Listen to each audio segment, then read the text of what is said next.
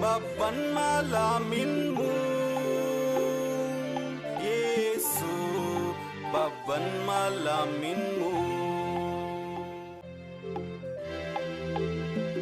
Don haka yau muna rana ta 21 muna magana akan yafewa. Yafewa na da muhimmanci a cikin tsarinmu na masu bi, musamman a wannan lokaci na azumi. Tushen addinin Kirista shine yafewa.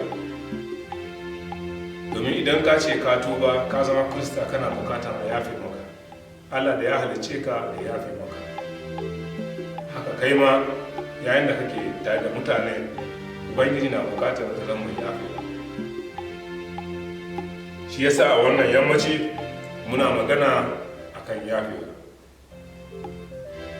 Bitrus ya taɓa yi ma Yesu tambaya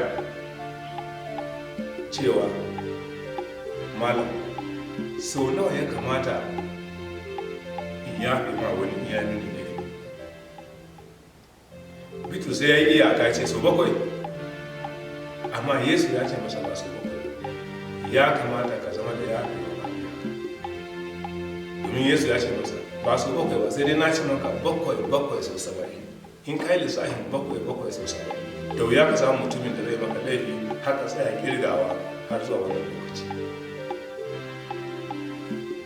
Don haka maganar Allah tana koyar da mu zama da kauna ba iyaka, mu zama da jin tausayi babu iyaka, mu zama da haƙuri ba iyaka, haƙuri bai da mizani, mu zama da yafewa ba iyaka.